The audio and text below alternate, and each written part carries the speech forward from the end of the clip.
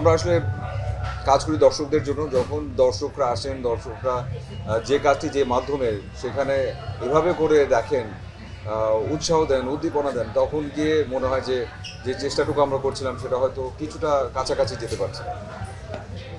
দর্শকরা কেন জিমটা দেখবে, দেখার আগ্রহটা কেন বাড়াবে? কেন দেখবে না? আমি কিন্তু বরাবরই বলে এসেছি যে জিন 3 কোনো শুধু হরর থ্রিলার ছবি না, এই ছবিটার ভিতরে সব আছে। এখানে সম্পর্কের গল্পের কথা বলা আছে, এখানে দায়িত্বের কথা বলা আছে, এখানে টানাপোড়েন আছে, এখানে ভালোবাসা, প্রেম, রোমান্স, বিরহ, গান, নাচ সব আছে। শুধুমাত্র হরর থ্রিলার আমি বলবো না, অবশ্যই জনরাটা হরর থ্রিলার, কিন্তু এটা একটা পুরো প্যাকেজ ফিল্ম। এবং আমার সবচেয়ে ভালো লাগার জায়গাটা হচ্ছে এটা একটা বার্তা প্রধান গল্প। যে কারণে আসলে এই গল্পটি করতে আমি এক বাক্যে রাজি হই, সেটা হচ্ছে যে কিছু সম্পর্ক অটুট, যেমন মায়ের প্রতি তার সন্তানের ভালোবাসা, সন্তানের প্রতি মায়ের ভালোবাসা, এবং সেটা যে কত শক্তিশালী এবং কত জোরালো। কোনো বিপদই যে সেখানে বিপদ না, কোনো অলৌকিক শক্তিও যে সেখানে আসলে দাঁড়াতে পারে না, সেই বার্তাটুকু দেওয়া আছে। এবং বাচ্চারা যারা আসছে, ভালো লাগার জায়গা এটা যে তারা আসলে শেষের দৃশ্যগুলো দেখে কেউ কেউ ইমোশনাল হচ্ছে, মায়েরা যেমন কানেক্ট করছে, মাদের সন্তানদের মধ্যে একটা ব্রিজ তৈরি হচ্ছে। এটা চাইতে বড় প্রাপ্তির কিছু তো হতে পারে না। যদিও মা ছেলের সম্পর্ক কিংবা মা সন্তানের সম্পর্ক অটুট, কিন্তু তারপরও যদি কোনো একটা বার্তা দিয়ে আসলে আবারও সবাইকে কাছাকাছি আনা যায় এবং ওই ভালোবাসার জায়গাগুলোকে আবার যদি চর্চার জায়গায় আনা যায়, সেটা তো বিশাল বিষয়। যেমন কালকে আমরা যখন রিভিউ করতেছিলাম, রিভিউ করার সময় দেখা গেছে অনেক বাচ্চারাই বলছে ভয় পাচ্ছে। আসলে কি ভয়ের কিছু আছে বাচ্চাদের জন্য? হ্যাঁ, অবশ্যই আছে, অবশ্যই আছে।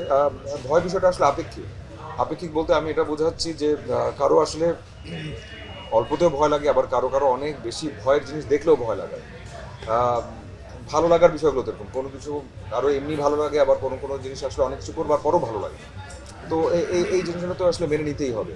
তবে যেহেতু হরর থ্রিলার ছবি, আমি অবশ্যই বলবো যে হ্যাঁ, ভয়ের দৃশ্য আছে, কিন্তু এমন না যে সেটা আসলে বাচ্চারা দেখতেই পারবেন না।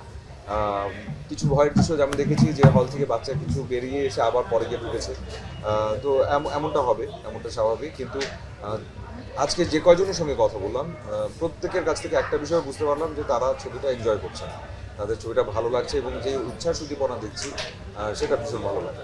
এবং আমরা সব দর্শকের কাছে কৃতজ্ঞ, পুরো জিন 3 পরিবার আপনাদের সকলের কাছে কৃতজ্ঞ যে আমাদের কিছু প্রতিবন্ধকতা থাকার পরেও, যেহেতু আসলে আমরা খুব দেরিতে শুরু করেছিলাম শুটিং, একদম পোস্টের কাজটা শেষ হয়ে আমরা একদম হল পর্যন্ত আসতে আমাদের কিছু ডিফিকাল্টিস হয়েছে, যে কারণে আসলে আমরা ঠিক করে জানাতেও পারিনি আপনাদেরকে যে কোন কোন হলে আছে, কী অবস্থায় আছে।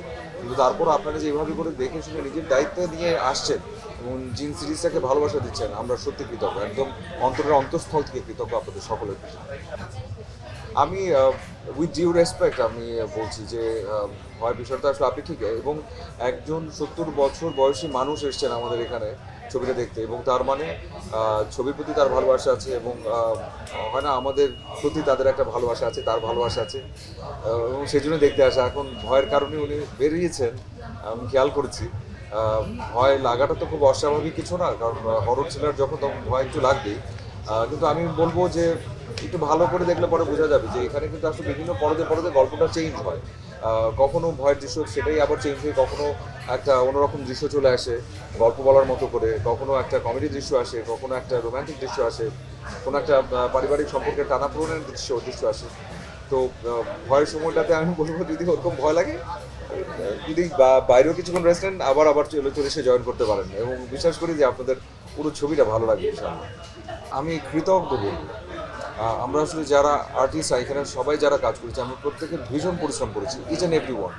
আমি একদম বাই নেম বলতে পারি, ফারিয়া, আমাদের সুমন যে চরিত্রটা করেছে ছোটো ছেলেটি, এলাহি স্যার, তানিয়া আপা, সবাই, নাদের ভাই, সবাই সবাই ভীষণ রকমের পরিশ্রম করেছে। এবং এখন যখন আসলে দর্শকদের মুখ থেকে এমন কিছু কথা শুনতে পাচ্ছি, এই যে আপনি যে এই কথাটি বললেন, এখন গিয়ে মনে হয় এই যে ইমোশন হয়ে যাচ্ছে, আসলে কথাটি কথা বলতে পারছি না। এটা ভীষণ ভালো লাগায়, মানে কৃতজ্ঞতা সবার প্রতি যে আমাদের পরিশ্রমটুকু সবার চোখে পড়ছে এবং তারা অ্যাপ্রিসিয়েট করছে। এবং এটা আরও দায়িত্ব বাড়ায়, এবং আমি সামনে কথা দিচ্ছি আমি আরও ভীষণ পরিশ্রম করব, ভীষণ পরিশ্রম করে এর পরবর্তী কাজটি নিয়ে আসবো ইনশাআল্লাহ।